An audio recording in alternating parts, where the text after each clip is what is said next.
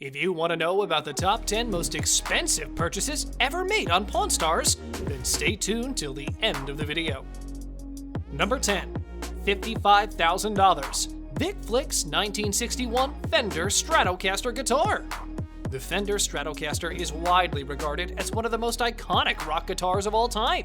So, when famed studio musician Vic Flick, who performed the guitar riff on the original James Bond theme, brought in his 1961 Fender, Rick had to make a deal. Flick used this guitar on popular recordings by musicians such as Tom Jones and the Beatles. Flick and Rick exchanged $55,000 in cash. Number 9. $60,000. JFK Cigar Box. Rick had to have it when a man strolled into the gold and silver pawn shop with a piece of presidential history labeled as a one-in-a-lifetime artifact.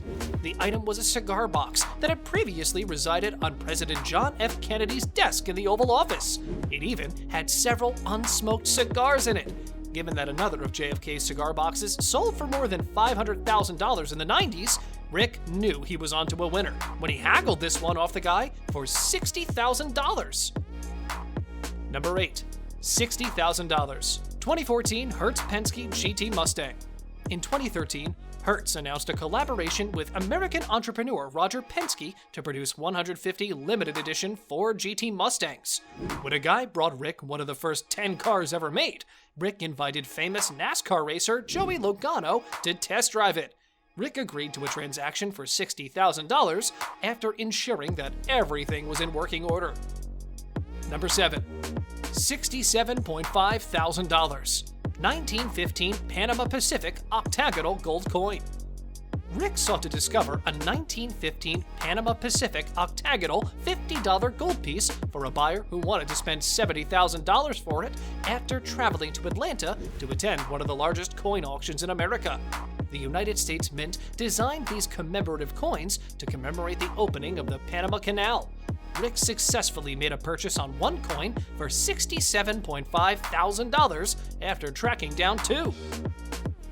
Number 6. $80,000 for a 1922 high relief dollar.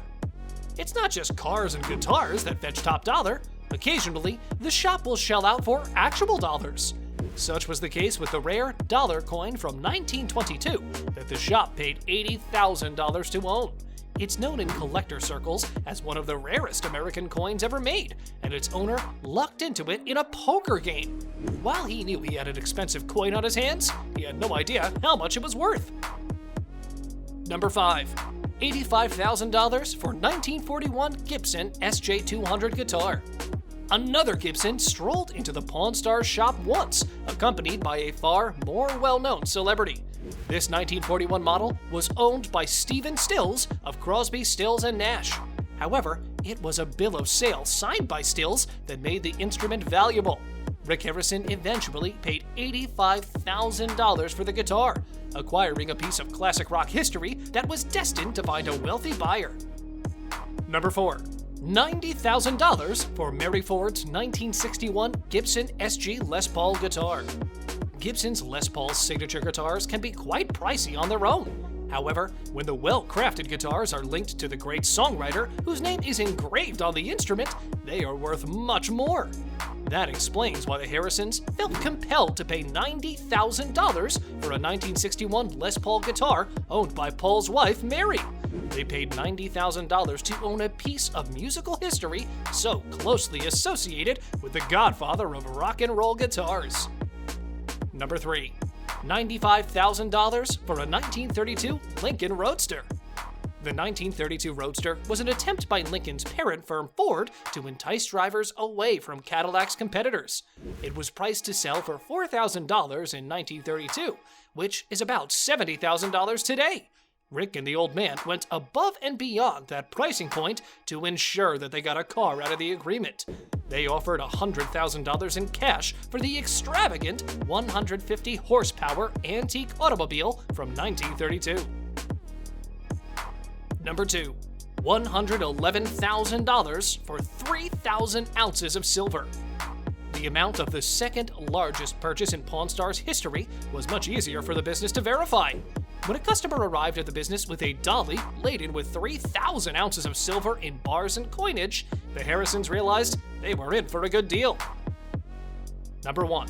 $250,000 for Maurice Sendak sketches. Now, let's get to the real transactions.